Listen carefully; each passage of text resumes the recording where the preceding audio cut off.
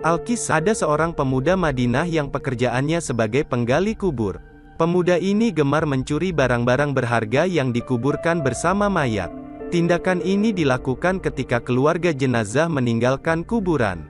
Dia gali kuburan itu kembali untuk mengambil barang-barang berharga yang ikut dikuburkan bersama mayat.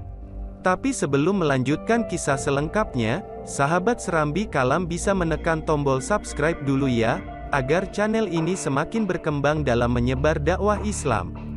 Dan jangan lupa tekan tombol lonceng agar sahabat mendapat kisah-kisah inspiratif lainnya. Dia akan mengambil kain kafan mayat jika kain itu dianggap berharga. Pada suatu hari, dia menggali kubur untuk jenazah seorang gadis nan cantik jelita.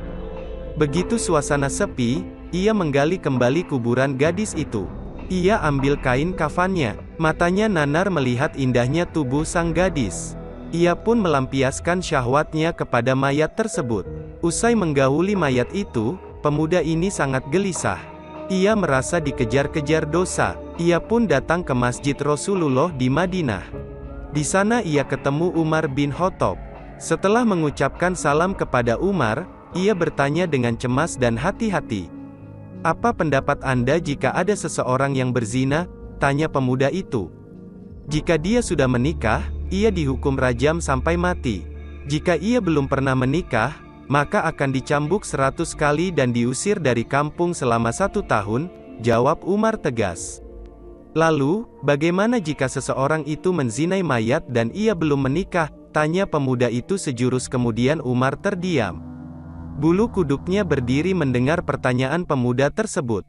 "Sungguh keterlaluan, saya tidak bisa membayangkan sebesar apa dosanya. Siapa gerangan orang yang melakukan perbuatan keji seperti itu?" tanya Umar gusar. "Saya sendiri wahai Umar, apakah Allah masih mau mengampuni perbuatanku?" Sang pemuda mulai bimbang. Ia masuk ke dalam masjid dan ia menangis. Rasulullah yang berada di masjid heran melihat kondisi Umar yang demikian itu. Setelah mengucap salam, Rasulullah Shallallahu Alaihi Wasallam bertanya kepada Umar apa yang membuat dirinya bersedih seperti itu. "Di luar saya menjumpai seorang pemuda yang membuat bulu kuduk saya berdiri, dan ia ingin bertobat dari dosanya," jawab Umar. Utsman bin Hasan bin Ahmad Asy-Syakir Al-Kahaubawi dalam kitabnya berjudul Duratun Nasihin, menceritakan selanjutnya Rasulullah memerintahkan Umar bin Khattab untuk mengajak masuk pemuda tadi. Sang pemuda menangis terseduh-seduh sehingga membuat Rasulullah penasaran. "Mengapa engkau menangis wahai anak muda?" tanya Rasul. "Aku terlalu banyak dosa, aku takut jika Allah akan marah kepadaku ya, Rasul," jawab pemuda itu. "Apakah engkau telah menyekutukan Allah dengan sesuatu atau engkau membunuh orang yang tidak bersalah?" tanya Rasulullah. "Tidak, ya Rasul. Saya tidak pernah melakukan kedua perbuatan itu," jawab sang pemuda. Rasulullah berusaha menghibur anak muda itu. "Ketahuilah olehmu anak muda, Allah akan mengampuni dosamu sekalipun dosamu sebesar 7 kali lipat langit dan bumi." "Apakah dosamu sebesar Ummul Kursi?" tanya Rasulullah. "Lebih besar dari itu ya Rasul," jawab pemuda itu. "Apakah sebesar Arsy?" tanya Rasulullah penasaran. "Saya kira lebih besar dari itu ya, Rasul," jawab sang pemuda di tengah isak tangisnya. "Sebenarnya dosa apa yang kau lakukan? Coba kau katakan kepadaku," pinta Rasul. "Sungguh saya malu untuk mengatakannya," jawab pemuda itu. "Jika tidak kamu katakan maka dosa itu akan tetap membebani jiwamu," bujuk Rasulullah. Pemuda diam, kepalanya menunduk melihat lantai masjid. Ia mulai memberanikan dirinya untuk mengatakan apa yang telah ia perbuat. 7 tahun saya bekerja sebagai penggali kubur.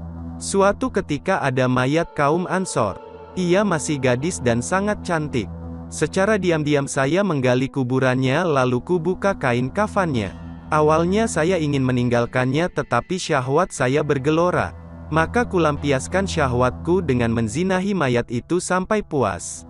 Setelah itu saya tinggalkan begitu saja. Beberapa langkah saya hendak pergi meninggalkan kuburan itu tiba-tiba mayat itu bangkit dan berkata, Sungguh celaka engkau wahai pemuda. Apakah engkau tidak malu kepada Tuhan yang kelak membalasmu di hari kiamat? Pada saat semua orang dituntut balas, engkau membiarkan aku dalam keadaan telanjang dan berhadas besar di hadapan Tuhanku." Mendengar pengakuan pemuda ini, Rasulullah sangat marah dan seketika itu berdiri dan berkata, "Wahai pemuda fasik, tempatmu memang pantas di neraka. Keluarlah dari tempat ini." Sang pemuda keluar dengan hati yang hancur dan jiwa tak bersemangat. Tak ada harapan baginya untuk mendapatkan pengampunan dari dosanya.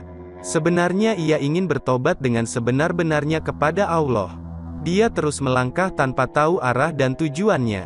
Nabi ingin mendengar petunjuk langsung dari Allah tentang peristiwa yang baru saja beliau dengarkan. Di sisi, pemuda itu kemudian pergi menyendiri dalam sebuah gua di gunung. Di sana dia menangis, meminta ampun kepada Allah.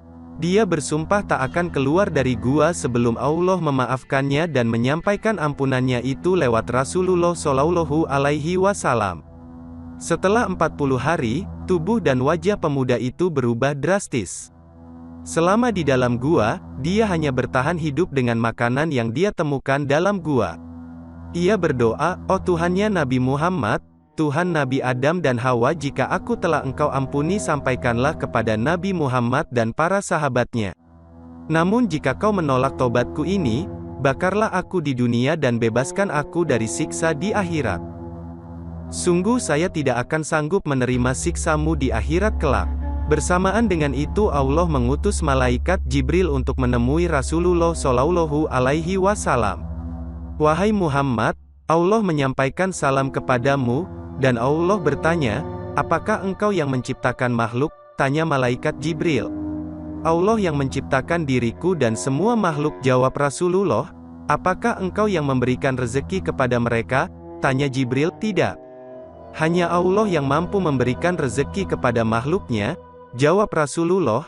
"Apakah engkau yang menerima tobat mereka atau engkau yang menghukum mereka atas dosa-dosa mereka?" tanya malaikat Jibril. "Maha suci Allah yang maha memberi pengampunan," jawab Rasulullah.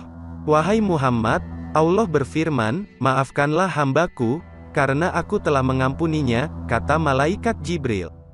Lalu turunlah ayat.